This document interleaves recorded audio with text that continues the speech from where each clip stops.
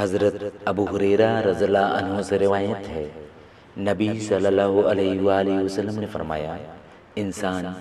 اپنے محبوب ساتھی کے دین پر ہوتا ہے تو تمہیں چاہیے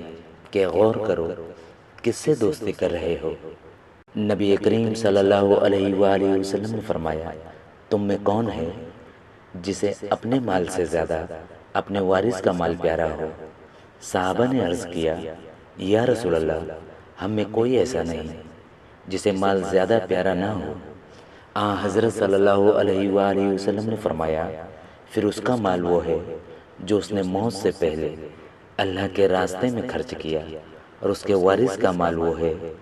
جو وہ چھوڑ کر مرا۔ حضرت جابر رضی اللہ عنہ بیان کرتے ہیں، رسول اللہ صلی اللہ علیہ وآلہ وسلم نے فرمایا، جب کوئی شخص دعا کرتا ہے جس میں گناہ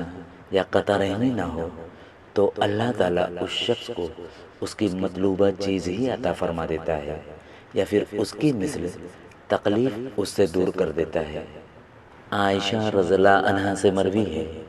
کہ نبی صلی اللہ علیہ وسلم نے فرمایا، اگر تم نے کوئی گناہ کیا ہے تو اللہ تعالیٰ سے معافی مانگو اور اس سے توبہ کرو، کیونکہ گناہ سے توبہ ندامت اور استغفار ہے۔ رسول اللہ صلی اللہ علیہ وسلم نے فرمایا، جب انسان مر جاتا ہے تو اس کے عمل کا سلسلہ بند ہو جاتا ہے سوائے تین چیزوں کے، ایک صدقہ جاریہ ہے، دوسرا ایسا علم ہے جس سے لوگ فائدہ اٹھائیں،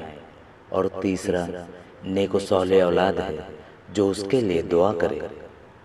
حضرت ابو ہریرہ رضی اللہ عنہ بیان کرتے ہیں، رسول اللہ صلی اللہ علیہ وآلہ وسلم نے فرمایا، جس شخص کو پسند ہو کہ مشکلات و مصائب کے وقت اللہ تعالیٰ اس کی دعا قبول فرمائے تو پھر اسے چاہیے کہ وہ خوشحالی میں